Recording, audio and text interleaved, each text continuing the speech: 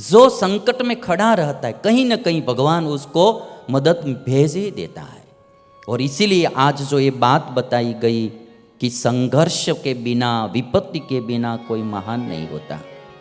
मैना थी, उनका विवाह हिमालय के साथ हुआ। मैना ने 27 वर्ष तक जगदम्बा की आराधना की और जगदम्बा ने प्रसन्न होकर वरदान मांगने के लिए कहा। मैना ने कहा कि मुझे बलवान 100 पुत्र हो और गुणवती रूपवती दोनों कुल को आनंद देने वाली एक कन्या हो। जगदम्बा ने वरदान दिया। मैनाक आदि 100 पुत्र हुए हिमालय और मैनाक को, और एक पुत्री स्वयं जगदम्बा पुत्री के रूप में प्रकट हुई। और जब जगदम्बा प्रकट हुई पुत्री के रूप में हिमालय के घर, तब वसंत ऋतु थी, चैत्र मास की नवमी थी, मृगशिरा नक्षत्र की आधी रात का समय था। जगदम्बा का प्राकट्य कब हुआ वो शिव पुराण में लिखा है। चैत्र मास की शुक्ल पक्ष की नवमी के दिन जगदम्बा का प्राकट्य हुआ, इसीलिए चैत्र मास में भी नवरात्रि होती है। चैत्र शुक्ल प्रतिपदा से नवमी तक नवरात्रि के दिन माने जाते हैं, क्योंकि वो भगवान माता जी जगदम्बा का प्राकट्य दिन है। और जगदम्बा, पार्वती कहो, जगदम्बा कहो, उनके बहुत से मंदिर है, किंतु हमारे गुजरात में भी एक मंदिर है अंबाजी, जो माँ जगदम्बा का मंदिर है। कभी भी आप वहाँ जाते हैं तो वहाँ माता जी की धुन गाई जाती है, नाम संकीर्तन किया जाता है। हिमालय और मैना हमको सिखाते हैं कि पुत्र का जन्म होता है तो जितना प्रसन्न होते हैं उतना ही पुत्री के जन्म पर भी प्रसन्न होना। पुत्र और पुत्री में व्यत्यास नहीं समझना चाहिए। ईश्वर की कृपा से हमारे घर भगवान पुत्र दे या पुत्री, दोनों को समान ही समझना। ये हमारे जीवन में आजकल हम जो व्यत्यास थोड़ा कुछ करते हो अच्छी बात नहीं है। पुत्र को भी भाव से पालन पोषण करके बड़ा करना, पुत्री को भी, पुत्र को भी पढ़ाना, पुत्री को भी पढ़ाना। पढ़ाई करेंगे तो पुत्र जैसे आत्मनिर्भर होता है वैसे पुत्री भी आत्मनिर्भर होगी। कभी भी उसमें व्यत्यास मत समझना। हिमालय ने आज पुत्री का जन्मोत्सव मनाया है। मैंने कहा वैसे हमारे भारत देश में नर और नारी दोनों का साम्य है, समानता है, दोनों की समान भूमिका है। दोनों के बिना पूरा संसार चल ही नहीं सकता। जितनी आवश्यकता पुत्र की है उतनी ही आवश्यकता पुत्रियों की भी है। और पुत्री होती है वो पिता के परिवार को भी सुखी करती है और अपने ससुर के परिवार को भी सुखी करती है। इसलिए पुत्रियों को भी पढ़ाना। हिमाचल के वहाँ हिमाचल ने नामकरण संस्कार किया है और पुत्री का नाम काली रखा है। एक दिन नारद जी हिमालय के वहाँ पधारे हैं और नारद जी से प्रार्थना की कि आप मेरी पुत्री का भविष्य देखिए और भविष्य कहिए। हिमालय के पूछने पर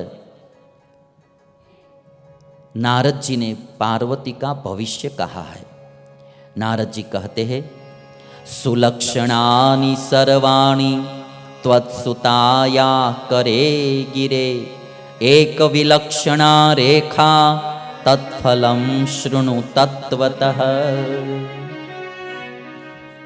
नारद जी कहते हैं कि हिमालय, तुम्हारी पुत्री के हाथ में सब रेखाएं अच्छी है, हस्त रेखाएं सब अच्छी है, किंतु एक रेखा थोड़ी विलक्षण है। तो वो विलक्षण रेखा से क्या होगा कि इसको जो पति मिलेगा वो पति कैसा होगा? योगी नग्नो गुणो कामी मातृतात विवर्जितः, अमानो अशिववेशश्च पतिरस्या किलेदृशः।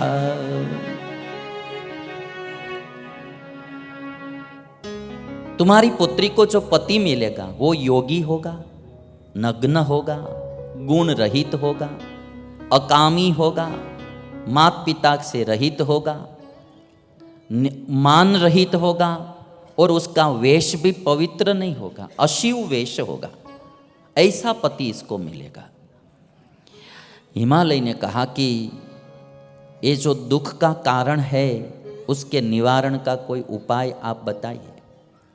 तो नारद जी ने कहा कि जैसे मैंने लक्षण बताए पति के, ऐसे सब लक्षण शंकर में है। यदि शंकर इसका पति बन जाए तो सब अनुकूल और सुखप्रद हो जाएगा। तादृशोस्ति वर शंभु लीलारूपधर प्रभु कुलक्षणानि सर्वाणि तत्र तुल्यानि सद्गुणैः। ऐसा पति शंकर है।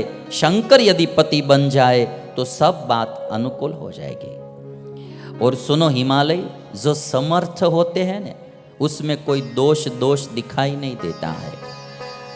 शुभ अरु शुभ सलील सब बहई, सुरसरी कोवु अपुनी तन कहई। समर्थ कहु नहीं दोष गोसाई, रवि पावक सुरसरी की नाई।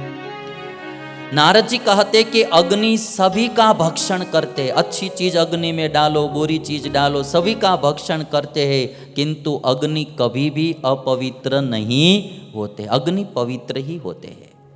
समर्थ है, उसको कोई दोष नहीं लगता है। गंगा में अच्छा बुरा सब पानी बहता है, किंतु फिर भी गंगा पवित्र ही कहलाती है। गंगा कभी अपवित्र नहीं होती है, वो समर्थ है। वैसे जैसे मैंने लक्षण बताए वे सब लक्षण शिव जी में है। शिव जी समर्थ है, समर्थ को कोई दोष नहीं होता है। समर्थ कहू नहीं दोष गोसाई, रवि पावक सुरसरी की नाई। इसलिए तुम्हारी पुत्री तपश्चर्या करेगी तो शिवजी पति के रूप में मिलेंगे। आज जब नारद जी ने इतनी बात बताई तो हिमालय बहुत प्रसन्न हुए और कहा कि धन्य भाग्य सेवा का अवसर पाया। आज हिमालय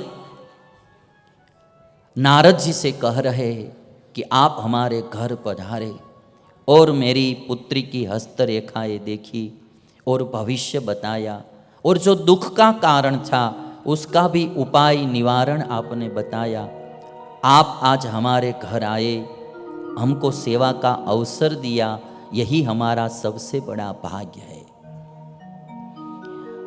हमारे जीवन में कोई अच्छे सद्गुरु मिलते हैं, कोई अच्छे संत मिलते हैं, वो भी हमारा सबसे बड़ा भाग्य होता है। हम केवल इस लोक की वस्तु मिलती है तो ही भाग्य समझते हैं। अच्छे पुरुष का समागम मिलना वो भी सबसे बड़ा भाग्य होता है। मैं मेरे जीवन में जो मानता हूँ वो कहता हूँ। मेरे साथ जो साधु संत लोग रहते हैं, हम 10-15 लोग हैं, तो अच्छे अच्छे साधु मेरे साथ रहते हैं, तो वही मैं मेरे जीवन का सबसे बड़ा भाग्य समझता हूँ। अच्छे लोग साथ में मिलते हैं रहने के लिए, अच्छे पात्र हमारे जीवन में मिलते हैं, तो वही सबसे बड़ा भाग्य होता है। वस्तु पदार्थ इतना सुख नहीं देता है जो अच्छे लोग सुख प्रदान करते हैं और भाव वाले होते हैं, निस्वार्थ लोग होते हैं, जिसको कोई प्रकार की कोई अपेक्षा नहीं होती है, कोई आशा नहीं होती है। ऐसे लोग जब हमारे साथ रहते हैं तो वही हमारा सबसे बड़ा भाग्य होते हैं। मैं तो कोई कोई लोगों को अच्छी तरह से देखता हूँ तो भी मुझे आनंद आता है। ये हमारे पंजाब के विकास जी है, तो पंजाब से है, लाली बोलते हैं ना, हाँ उसको नाम लाली है। हमारे बहुत अच्छे स्वभाव के, कल मेरे साथ पूरे दिन रहे थे, गाड़ी लेकर कहीं पधरामणी में जाते थे। आज उनके घर भी हम गए थे तो पधरामणी करने के लिए, तो भावना वाले थे और इतना भक्ति भावना वाले हैं। तो हमको ऐसे पुरुषों को हम देखते हैं तो मुझे आनंद आता है। कुछ मिले या न मिले वो बात नहीं है, हमको इतना आनंद आता है कि ऐसे सात्विक लोग जहाँ मिल जाते हैं तो भी हमारे जीवन में बहुत सी प्रेरणा मिलती है।